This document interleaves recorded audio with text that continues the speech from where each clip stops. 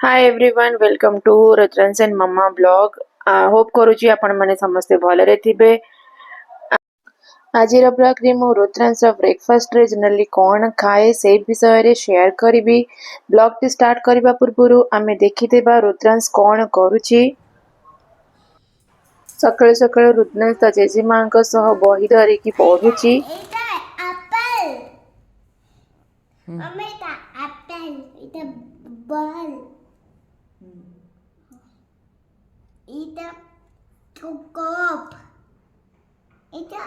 Plus तारा पाठ पढ़ा continue करिया भितर आमे चलतु देखी नवा आज रुद्रांश ब्रेकफास्ट रेसिपी टी।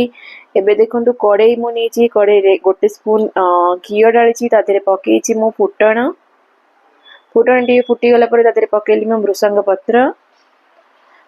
पत्र टी फुटी गला परे ताकू नेगी मु पकईची बे टमाटो।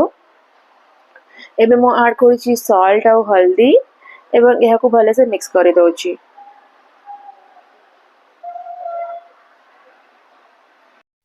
टमाटो फ्राए हो गला परे एथिरे मु 2 कप पानी ऐड करिछि। जनरली आपण पानी टिके अधिक ऐड करिबा काहे कि ना आमे उपमा को पानी टिके करिकि बनेबा जेमिति कि छोटो पिलां को खाइबारे इजी हबो। एबे मु 4 स्पून भजा सुजी को इथिरे ऐड करि दोछि एवं भले से गोळेई दोछि सो दैट इथिरे किछि भी लम्स रहइबो नै। आपण माने आपणक बेबी रो डाइट हिसाब रे सुजी ऐड करि परिबे। उपमाटी देखिथिबे केमती पानिया होइछि जेमिति हमें सुजी खीरी घरे बनै थाउ सेमिति ही देखा जाउछि।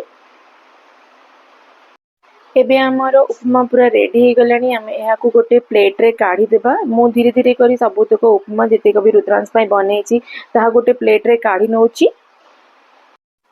मु एबे रुद्रांश को चेयर रे बसई ताको उपमा खुआइबा को स्टार्ट करिछि। मते ऑलमोस्ट 15 मिनिट्स लागे ताको ब्रेकफास्ट खुआइबा को से पुनी विदाउट एनी स्क्रीन टाइम। आपण को केते टाइम लागे आपण बेबी को खुआइबारे ताहा मते आपण कमेंट माध्यम रे शेयर करंतु। जदि आपण को आजिरा कंटेंट भले लागिछि प्लीज चैनल को सब्सक्राइब करंतु, वीडियो को लाइक करंतु एवं शेयर करंतु। Thank you for watching.